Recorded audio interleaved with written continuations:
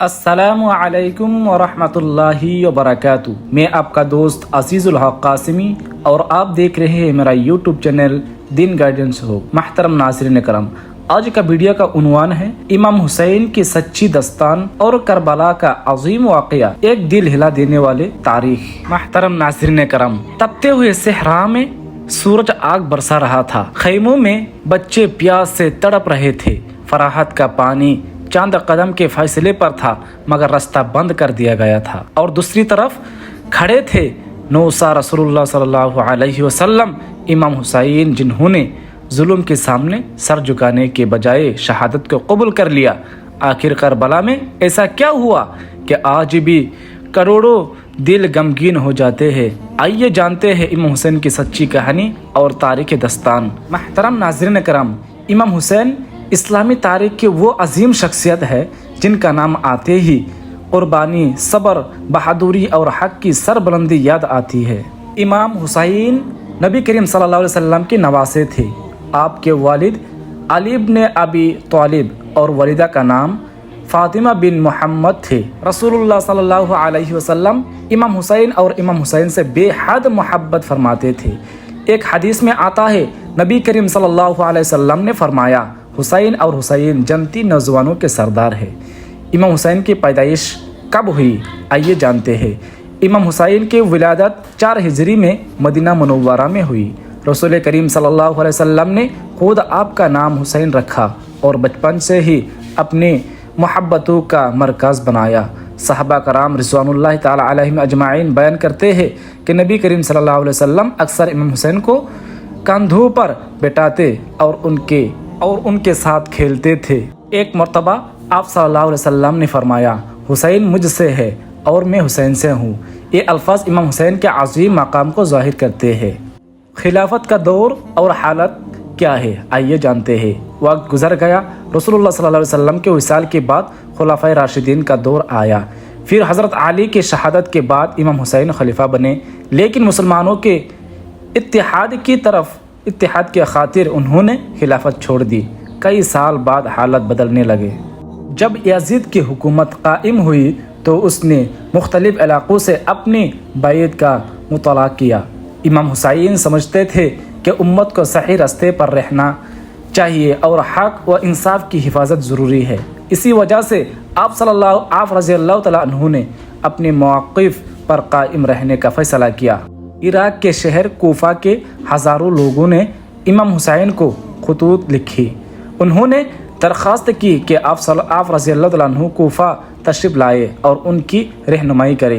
امام حسین نے پہلے اپنے چاچا زاد بھائی مسلم ابن عقیل کو حالت جاننے کے لیے بھیجا۔ محترم ناظرین کرام، ابتدا میں لوگوں نے ان کی حمایت کی، لیکن بعد میں سیاسی دباؤ اور خوف کی وجہ سے اکثر لوگ پیچھے ہٹ گئے۔ کربلا کی طرف سفر۔ امام حسین رضی اللہ تعالیٰ عنہ اپنے اہل خانہ اور چاند ساتھیوں کے ساتھ مدینہ سے مکہ اور پھر عراق کی جانب روانہ ہوئے۔ راستے میں کئی لوگوں نے مشورہ دیا کہ آگے خطرہ ہے، لیکن امام حسین حق کے راستے پر ثابت قدم رہے۔ آخر قافلہ کربلا کے میدان میں پہنچ گیا۔ یہ جگہ آج کے کربلا واقع ہے۔ پانی بند کر دیا گیا۔ محرم الحرام سن 61 ہجری میں امام حسین اور ان کے ساتھیوں کو محصور کر لیا گیا۔ دریائے فراحت کا پانی اور ان پر بند کر دیا گیا۔ گرمی شدید تھی اور خیموں میں بچے اور خواتین موجود تھے۔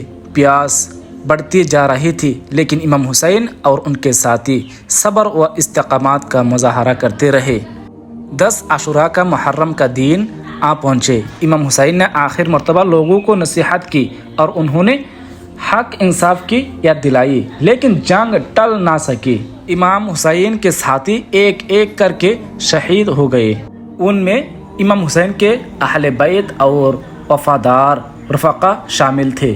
ہر شخص نے بہادری اور وفاداری کے مثال قائم کی۔